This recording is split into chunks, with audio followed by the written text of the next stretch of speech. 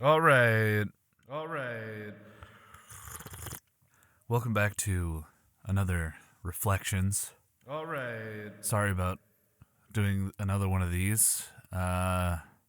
Just skip it. I actually recommend that you skip it, regardless of who you are, because you're not me. And it's mostly for me. This whole podcast is for me. Please don't listen to me talk. I'm just going to be reviewing things. I'm adding things to my ledger here. It's almost like a diary or something. It's almost like, I would like to say Captain's Log, but I'm not really. Anyway, welcome to Reflections 3. I want to open this reflection with an actual reflection of why I'm doing this podcast at all. It's, first of all, I just want to be able to say that I produced a podcast. I think that's reason enough to do something like this. So honestly, I'm 12 episodes deep. I've reached double digits. I could stop tomorrow and I think it would be still a success, but I'm going to keep going because the main point of this really is very honestly personal networking. And I don't just mean meeting new people, and although that's certainly part of it, like having great conversations with new connections that I make, like the last episode, Jeremy Scott Olson.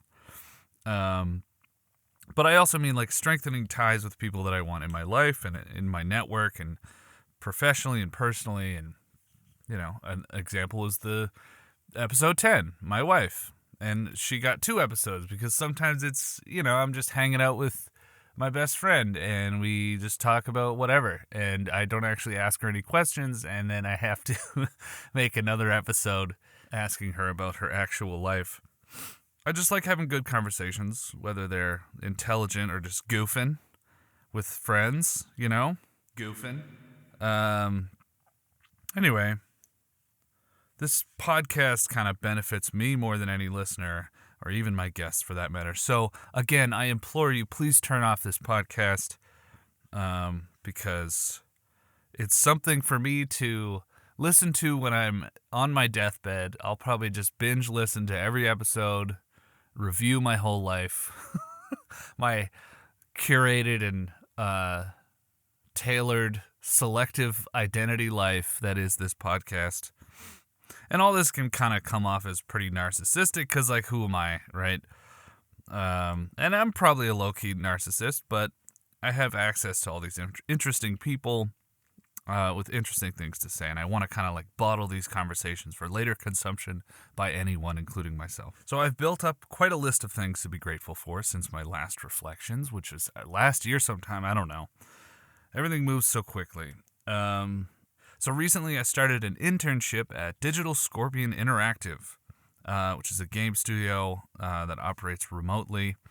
And I'm working with my boy Adam Brown from episode something, one of the episodes.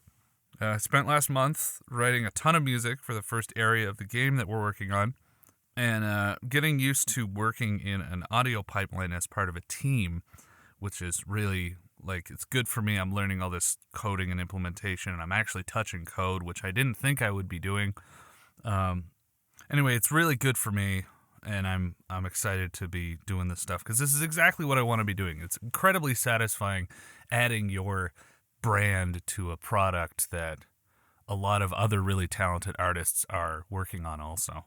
Anyway, the game we're working on is called Hit and Bit, and it's a Metroidvania game revolving around playing as 2 characters alternating back and forth in an environment that we call 2.5D, which is it uses both 2D and 3D assets visually.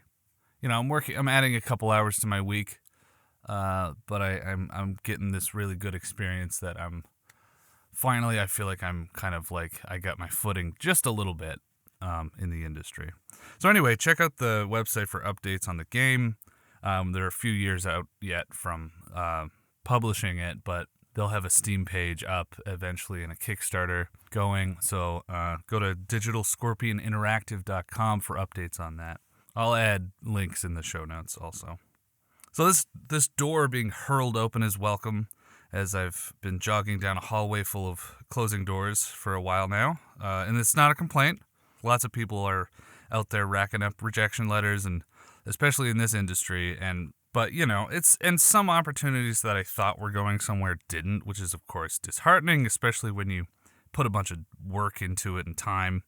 But I just allow myself a day to throw my hands up and be dark and complain, and poor Meredith has to listen to that. I'm sorry, Meredith. But you just the next day you just get back to climbing that mountain, etc. And that's the only way you compete with the incredible talent that you're up against for these jobs. Is you just have to have grit, and you have to network and do all that stuff.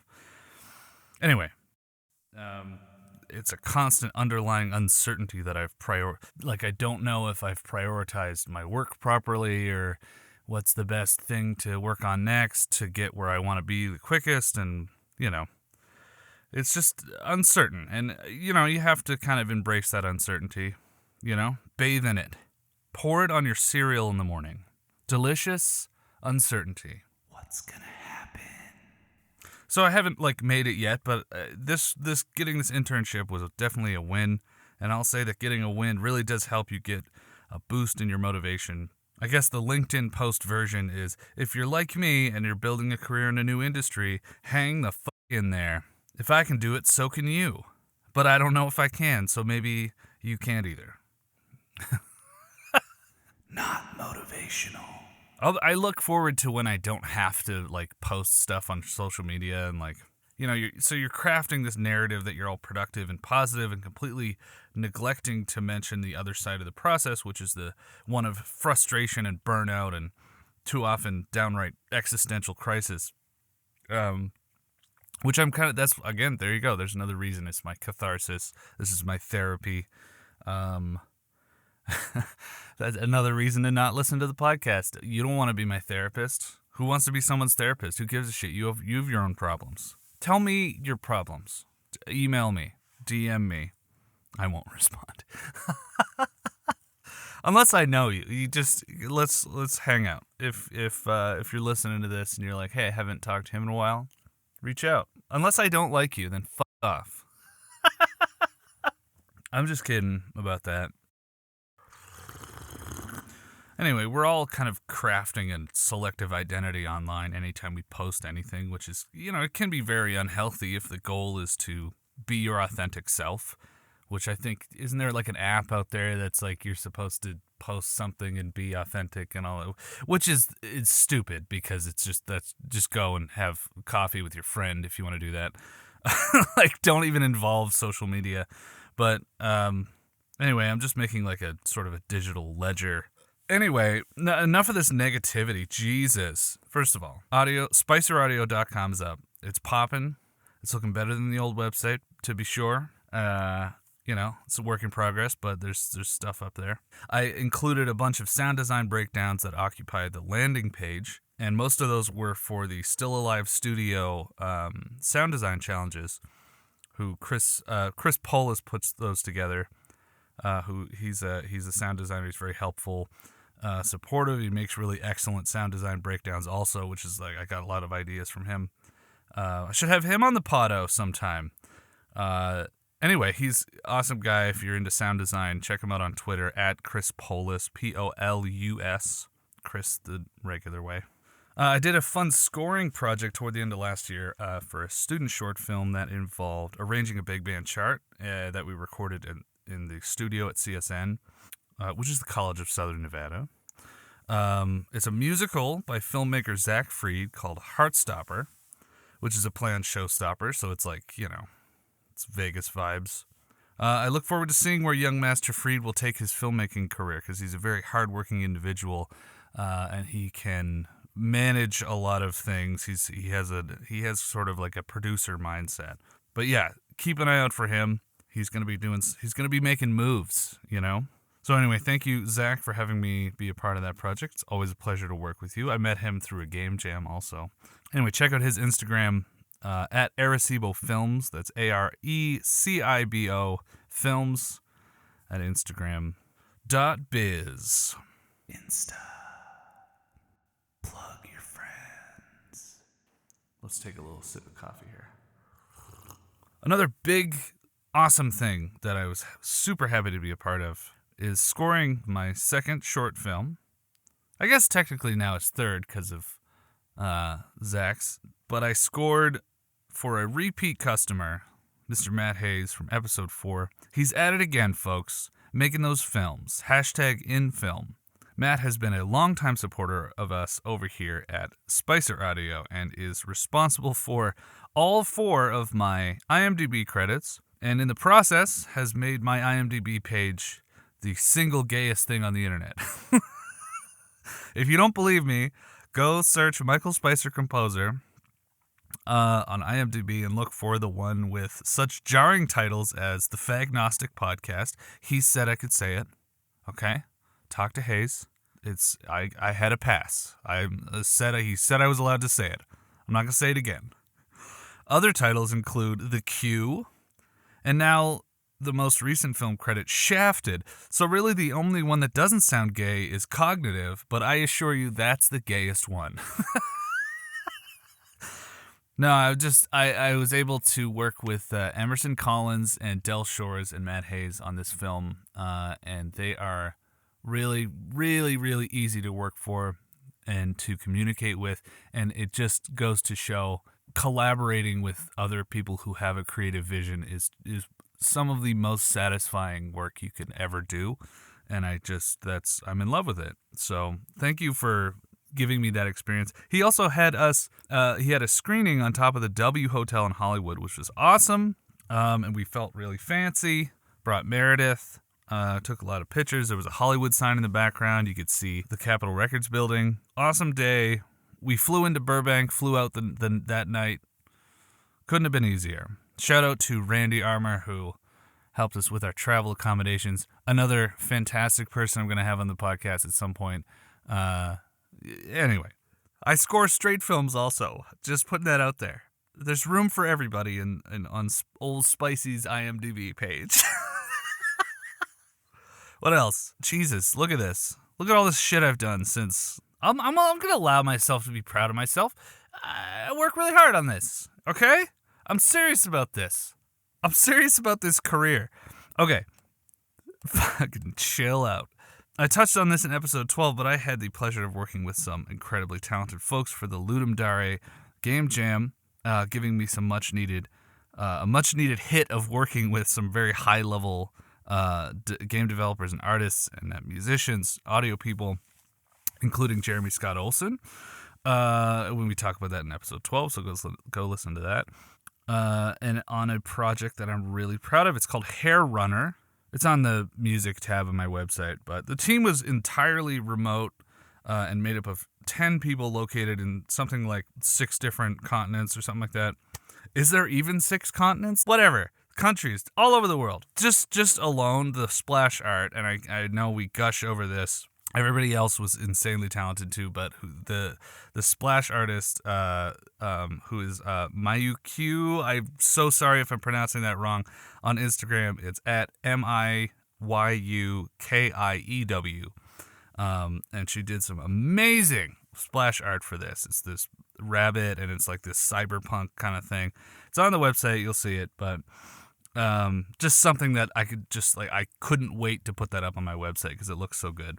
I won't go on and on about it, but if you wanted to go to spiceraudio.itch.io, you'll see a game called Hair Runner. You can play it right there in the browser for free. And also, it was my first real attempt at comedy voice acting. Well, I mean, I guess this podcast is that would probably count also, but no, we did. I did this little. You'll see, my voice is just in it for a second. And anyway, so I did the music for the menu screen and the death stuff. It's like this synth wavy kind of cyberpunk music. And it's just all this stuff that I've done since the last one. It makes me so sure that I've chosen the right career because I just want to make shit for a living and add my part to a piece of media with smart and talented people because it's satisfying and I love it. Making shit. Anyway, I'm going to put the message out into the world that I'm still open for new opportunities that will allow me to put food on the table. The Digital Scorpion internship is the exact type of work that I want to be doing, which is taking, recording assets in a DAW, taking it to middleware, and then implementing it right into a game engine, or a combination of some of those things. Hopefully I'm putting that out into the world. I'm ready to take on that kind of work. And it's an internship, so it's good, but I need to feed all these damn animals my wife keeps bringing home, Go listen to episode 10.5 to learn more about my wife's tragic addiction to adopting animals. Daddy needs to build wealth so I don't have to shrink into a husk in front of my computer well into my 70s. Or at least I want to stay alive long enough to make it to the phase of human evolution where we're all just brains in jars plugged into the metaverse. What even is humanity? Why is TikTok? Who am I talking to? What? Anyway, I'm probably going to call this one done. Thanks for joining me on another episode of Middle-Aged White Man Talks About His Accomplishments, I guess? Why would anyone listen to this? Okay, yeah, it's just for me, though. So I guess thank you, 70-year-old me, for listening to this. I hope your posture is intact and that your joints aren't scraping together too much. Anyway, go away, me. Reflection. All right.